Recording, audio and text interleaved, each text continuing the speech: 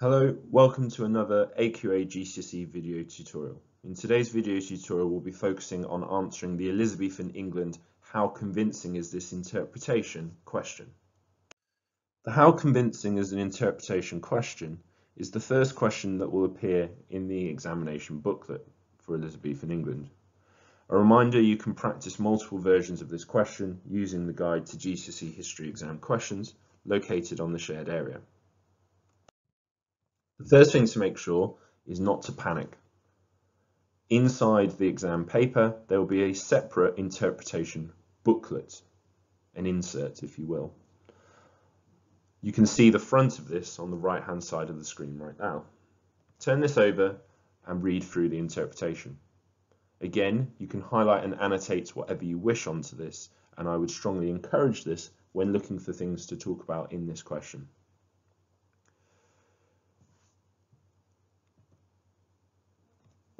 Here we have a typical interpretation linked to the question we're going to be focusing on here. How convincing is interpretation A about Queen Elizabeth and marriage? So what do we mean by an interpretation? An interpretation is a source viewpoint or opinion on a matter in history. Now in the exam so far, this has always taken the format of a written source. In this instance, we have a historian, Penry Williams's opinion on the marriage and succession.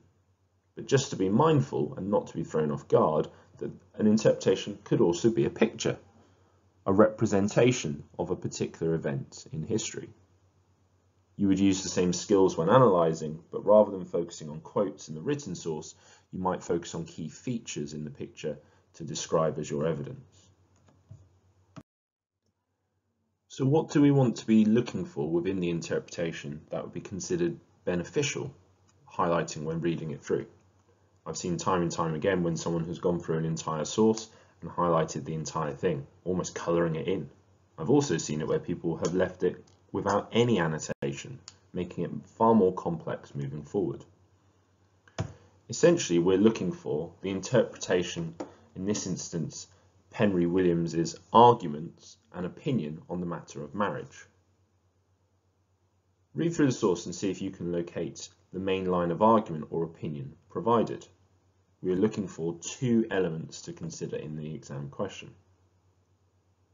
The ones that stand out to me are his comments on the fact that when it came to marriage, this led to the failure for Elizabeth to settle succession. And secondly, how difficult it was for Elizabeth to find a husband, with many suitors put forward being unacceptable to other members of Elizabeth's Privy Council. These will prove beneficial moving forward. Now I've located the key viewpoints within the source, how do I write the perfect paragraph? Well, the focus should be on two key areas. Firstly, the content. What are the key points addressed in the source that make it convincing? Again, if it's a written source, make sure you use a quote to back up your answer, or if it is a visual source, describe a key part of it. This then needs to be backed up with wider subject knowledge. So what extra supporting evidence not mentioned in the source can you use to confirm how convincing it is? I love the phrase "indeed." It is a wonderful time-saving exercise that allows you to explode with some wider knowledge and then explain how this proves it to be convincing. We'll see this in action as the video progresses. Again, for how convincing, make sure you repeat this twice, as the exam scheme high level needs two aspects to be considered. Here we have a typical paragraph for this type of question. You'll notice that it starts with a very clear point, focusing on the historian's argument, and a quote has been used. We then get to see the power of the word "indeed," which allows for this candidate to expand with wider subject knowledge. It goes on to explain the issues to deal with Elizabeth's failure to settle the succession, and it links back with a final point to the question, saying why it is convincing, saying that the succession was only secured in her last 9 months with the selection of James VI. This is repeated twice for the two key arguments, then this should score very favourably with the examiner. Some good phrases to potentially include. Interpretation A is convincing about the issue as it focuses on. In the source it says or shows, depending on the type of source, and this demonstrates. The word indeed to encourage subject knowledge. And finally, to link back to the question by saying this proved to be a convincing part of the source about the focus of the question because. The mark scheme is very clear. For the top level, you need to be getting a complex answer, giving not just facts, but analysing the interpretation by saying why it is important and what is understood by it, explaining the consequences of each part of the answer. Again, it says you must focus on two aspects of the interpretation to get to the top level. So the top tips for this question: focus on areas of agreement within the source when it comes to convincing.